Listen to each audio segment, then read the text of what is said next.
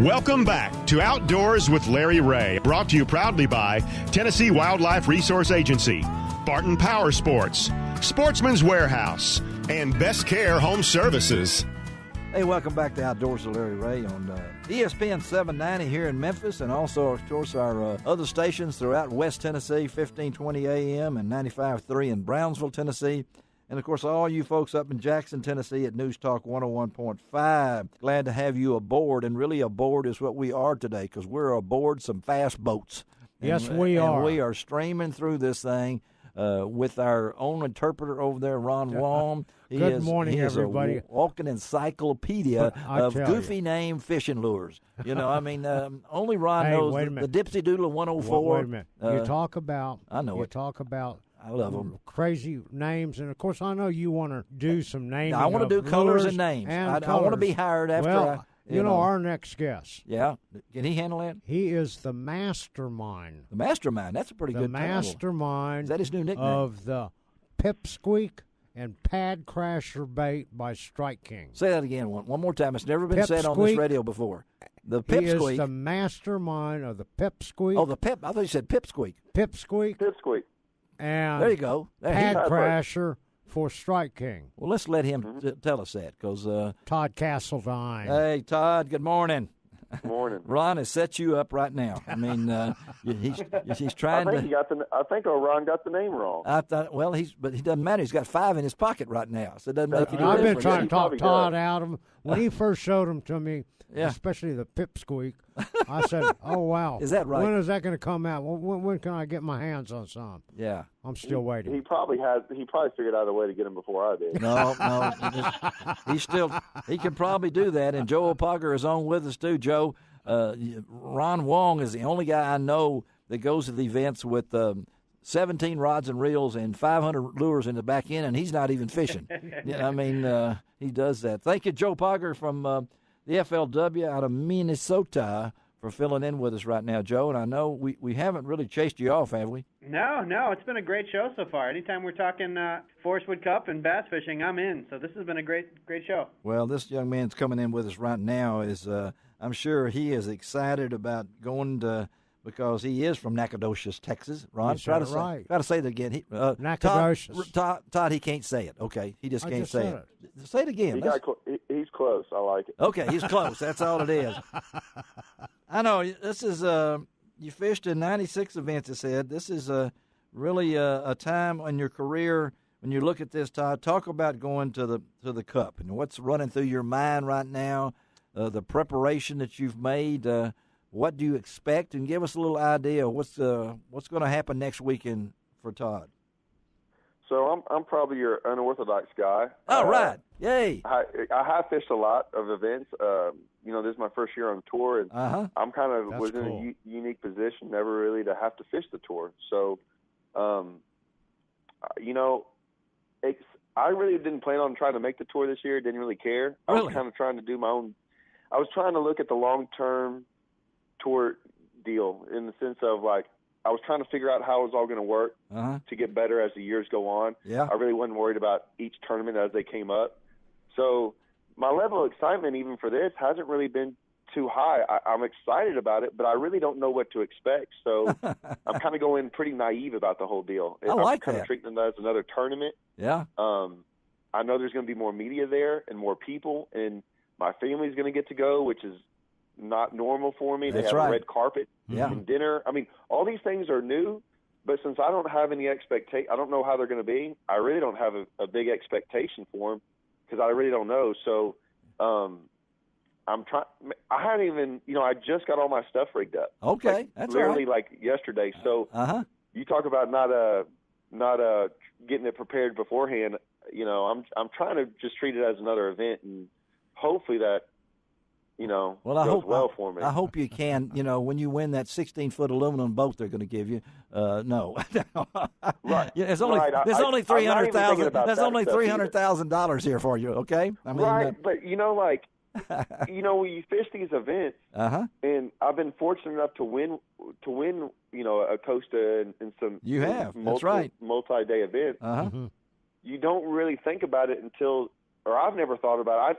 I've led some before and haven't won, and I've come back from behind. So, it really doesn't, to me, never really gets exciting until the final day when you're actually there to do good. So, I mean, other than that, like, practice is still practice, and the first day is still the first day. So, I mean, and getting your stuff together, still getting your stuff together.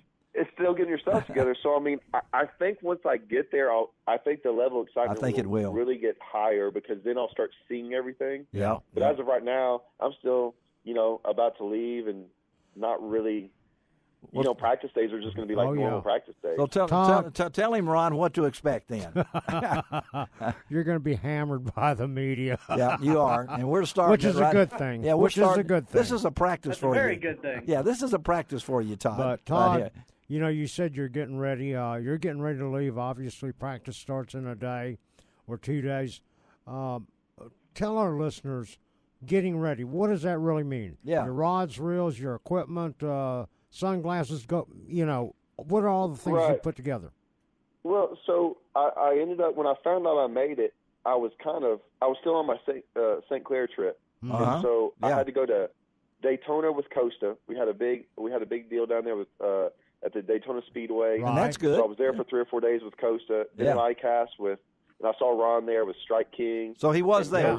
So he was there. Okay, we got a witness finally that Ron was there. Yeah, he was there. No, me and Ron did some stuff. Well, there's a couple of people that imitate him, I've heard about out there, Right. So we did all that, and then I was on vacation for a week. Mm-hmm. Well, good. And, So I had to actually end vacation to go check out Ouachita. I've never been there. Okay. And, I never pre-practiced for an event. Uh-huh. So I actually got to spend 2 days on it. So I saw what that was like. Yeah. So I actually went there with pretty much nothing.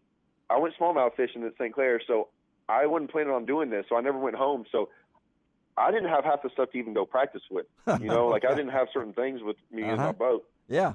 So, it was preparation wise. I mean, I had to order some stuff from Strike King. I had to order some stuff from Costa, from Luz, from Falcon. Yeah. I mean, from I hope Sunlight. it's come in. I hope you've gotten it delivered. It all came in. Okay. And they were like those guys are so phenomenal. Like they all kind of knew I was going, so they speed rushed there. But I kind of got it all in the past 2 days. So it was putting stuff on. I mean, all my rods, like I had to do all my, rig up everything different because I'd been up there smallmouth fishing. Yeah. So there was a lot into it. My boat looked like a wreck because it was on the road for a month. I mean, I don't want to tell you what my garage looks like. I usually try to keep it neat, but it's a wreck. Hey, well, that doesn't bother Ron. Ron's got enough equipment around his house. I know that for a fact. That, and I didn't put any of it up. I just threw it in there and go like, I don't have time. I'm just going to get my truck and my boat ready. So there was a lot of that,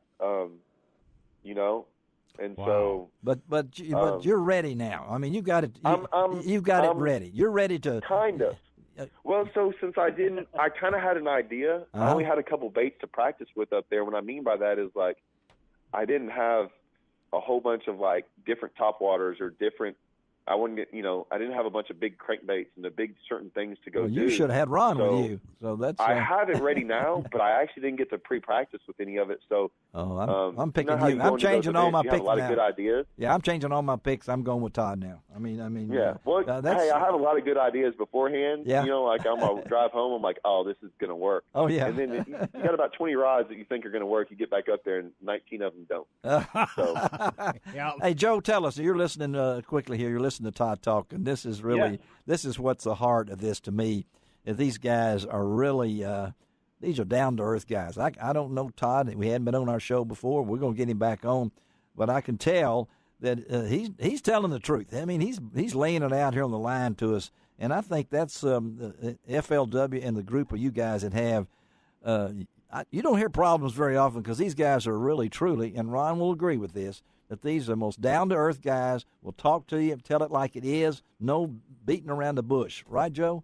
Absolutely, and I tell you what, that's why Todd's got some of the best sponsors in the sport. There's a reason he's on the Strike King Pro staff, and it's because, like you said, he doesn't beat around the bush, and but he also tells it like it is and does it in a well-respected way. So he's a great representative for the sport, for FLW, and for Strike King as well. And Todd, we're here in Memphis. Strike King's right up, not too far away from us right now. To be a part of the Strike King family, Ron, what does that mean to Todd? Huh? Well, me? No, I'm asking Ron. Well, that's what I thought. Yeah, it's family. It's family. It is a true family. Everybody takes care of each other, and everybody is truthful and trustworthy, and that's what it's all about. Isn't that right, Todd? Yeah, and it's funny because, like, even with FLW, to kind of piggyback on that, like, I stay usually with Russell Cecil, and I'm actually staying up here with Jeff, Sprague, and Andrew Upshaw, and I never room with those guys. But, like you said, that FLW group, Bradley Hallman called me today and was just, we were joking around about some stuff. I talked to Phil Marks from Strike King today. Yeah. He wanted to know more about Rayburn stuff. Like, he wouldn't even, so, I mean, those guys are, like, it is just kind of one big family. I think FLW has done a good job of that, and the anglers are really, they're really kind of close on tour. They are. I think there's a lot more friendships, a lot more, yes. We really get along. There's not that separation. Well, that was of individuals to a degree. I mean, we all pretty kind of watch out for each other. Yes, you do. Yeah. Well, you represent FLW wherever you go. Yeah. I mean, Todd, it's funny you say, it's family like that because you are following Jeff Sprague on the radio here this morning. That's right. Yeah, Jeff is on. Oh, really? Yeah. Yeah, Jeff was on before you, and you wouldn't believe what he said about you. No. Like I said, I did talk to him today twice. I didn't even know that. Oh, really? Well, he's with you. When you talk to him again, just make mention of that. Yeah, make mention of that. Hey, I've got to be honest though, man. I call him Jeff Sprague all the time. Yeah. And I'm trying to make it catch on. I don't know why. Because everyone cracks up that I don't call him by his last name. Okay, well. Oh yeah, I've done it for years, and I think he's so used to it now. I just had to remind myself. It's probably the first time in my life that I've ever said Jeff Sprague. You got it right. Right. Oh, He's man. not going to even think it's me. No. But I have to put that in there. That if I slip up, it's because I do it all the time to him on purpose. That's all right, buddy. We'll have to send you a copy of this segment, and you can send it to Jeff, okay, and everything. All right, good. Hey, Guy, go. We hope that you have a great tournament next weekend. We'll see you there. there. Don't believe in luck. Old Ron Wong Ron Wong. That's not his first name. Yeah, I am old. No. Ron Wong will be down there representing us, buddy, and he'll take care of you. So go get him, and we'll try to talk to you down the road, okay, buddy? All right, thanks for having me, guys. Thanks. Had a great time. Thanks, Todd. All right, let's take a break. Joe's going to hang on. Be right back with you on Outdoors with Larry Ray.